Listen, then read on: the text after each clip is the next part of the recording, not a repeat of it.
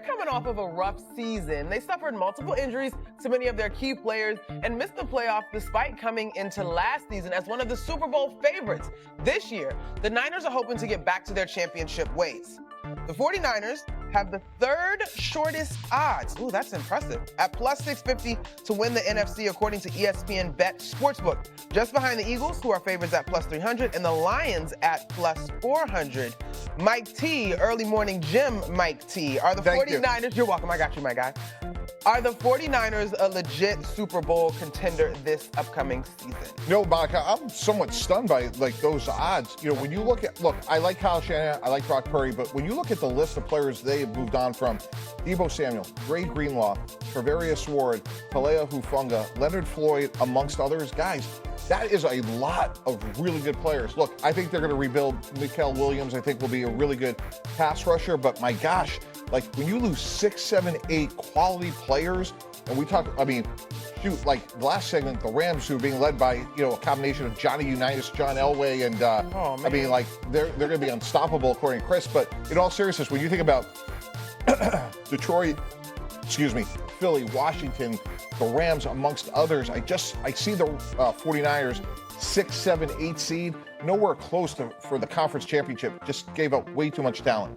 All right, now, first off, the over-under number for San Francisco and Vegas is 10.5. That's the first thing. Vegas doesn't get it wrong. 10.5. You bet the under, you got, you're going to lose 10.5. Number two, they got a winning culture. He's a great GM. He's a great coach. Purdy's signed. They got McCaffrey. They still got George Kittle. And then most importantly, did you see the schedule? They play. Did you see it? Yeah. They played Jacksonville. Look at this schedule. Seattle is not a... Oh, that's a divisional game. Yeah. No Chiefs, no Bills, no AFC North team, no NFC North team except the Bears. They play Carolina. They play the Giants. They play Atlanta. Where are some automatic losses in that schedule? That schedule that's why it's 10.5. They're not dumb, Vegas. That is an incredibly easy schedule. Plus, the division isn't impossible, and they got a good chance to be 4-0 before you even blink. Seattle, the Saints, Cardinals, and Jaguars, they could be. So, as a result, they may be a little puffed up at the regular season, but they're going to win their 10-11 games. And if they win 10-11 games, they got a chance. Okay. That's why I think they can. Before you respond, Woody, my question to that, though, is will you look at that schedule? The conversation about a contender is not necessarily having a good regular season. We're talking about the postseason. Great point. Does that schedule prepare them, if you will, for you buy them as contenders courtesy of that schedule or despite that schedule? I think it's a combination of both. But, if you have a lot of wins, you get good seeds, you get home games, you win a division, and then you make so you only got win one less game. I just think, listen, they're playing Carolina, the Giants, Tennessee, Jacksonville. The division isn't great. They have the Bears. They're not playing Minnesota. Think about it. They're not playing the Eagles, Washington, Minnesota, Green Bay, Detroit, Kansas City, Buffalo, or an AFC North team. That's pretty easy. Just as an aside before I get going, watch out for Carolina. I think Carolina's going to be a much improved team, but that's on a different day. I don't look at them. I don't look at the 49ers as a Super Bowl contending team. I don't even think they're the best team in the division. I think the Los Angeles Rams are the best team in that division. When I look at the San Francisco 49ers, I think Mike alluded to it.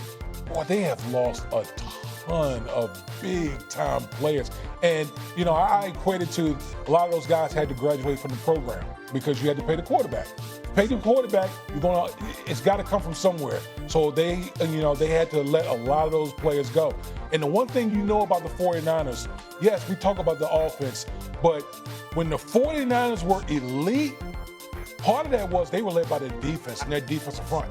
They drafted four guys on the defensive front because they were so depleted on the defensive side of the football. Now they're bringing in Robert Saleh, the former Jets head coach, who's now the defensive coordinator with the 49ers, to get that side of the ball going. Because that's really been their identity. That's been their MO. And until I see tangible results as far as the 49ers being back to quote-unquote, the 49ers on the defensive side, I can't put them on the same level as, Philly, the Rams, the Lions, those type of teams in the NFC. I agree, because those questions, when you think about their secondary, again, they lost Charvarius Ward and Hufanga. They got some young guys like Bernardo Green has to step up. They signed Trey Brown from Seattle, and the way you mask a deficient young secondary is with a great pass rush, which right now is a question mark. On the other side of the ball, though, I think Ricky Pearsall will play well. I think Brandon Ayuk, when he comes off of his ACL, will play well. If Christian McCaffrey's healthy, obviously he's one of the best running backs in the game. So offensively, I think there are more answers than questions. But again, when you're going up against the Rams, Philadelphia, Washington, to Monica's point, in the postseason, Chris, those questions about their defense, to me, puts them a notch below that pack of contenders. I'm going to bet on Shanahan, who I think is a great coach. Yeah. And I think the quarterback's good. So they got Kittle, they got McCaffrey, and they got an easy Yeah, no, I'm with you on that. Right, you got to stop Green Bay, Detroit, Minnesota. They don't have to stop them in the regular season, Mike. No, but to Monica's point, the postseason. But right, and that's what this segment's about. You were just crushing previous segment, Yeah. Mark Jackson, Yes. about Yes. postseason, and now you talk about they got a regular season. The question is Super Bowl contenders. Yeah, we're not talking Well, about obviously, postseason. if you make the playoffs, you're a Super Bowl contender. No. Oh, yes, you are. We got to bump. Everybody because can you on make my the nerves. postseason. We're bumping. And we're back here at Get Up in New York on the other coast, and we're starting in the AFC North. Graz, your AFC North winner on July 16th is who? Yeah, take it to the bank, right, on July 16th. Baltimore Ravens. I thought about Cincinnati. I kind of wanted to look for a reason to put them there. I don't like when, the repeats, it's not as exciting. But I think Baltimore just looks loaded, and as long as Lamar Jackson is healthy, I think they're the best team in that division. Maybe, on paper, the best team in the whole Now, league. it's chalk to say Baltimore. They won it last year. Mike T, I like you went out on a limb here. Bengals, what do you say? Yeah, look, I love Baltimore for the reasons Graz just said, but Cincinnati's going to score as much as anybody. We know that. And at some point, they're going to have to figure out Trey Hendrickson. Jamar Stewart is a first-round pick. He will be there. So the whole notion of we're going to get the lead with the passing game. Bill Walsh, the legendary coach, always talks about fourth-quarter pass rushers, something Cincinnati should be able to do. A young secondary that should get better.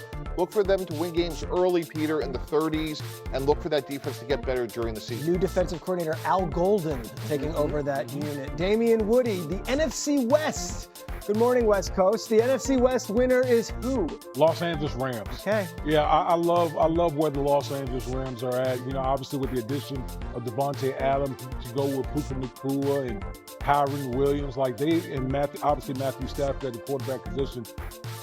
The offense is outstanding, and then defensively, I think they got the best young front seven in the National Football League. Obviously, led by defensive rookie year Jared Verse. They got talent littered all over this roster. So for me, it's the Rams. Mike T? Yeah, I like the Rams as well. Very similar. I think, Stafford still has maybe a year or two left. We talked earlier about Devontae Adams with Puka Nacua. And that front seven, credit Les Snead. They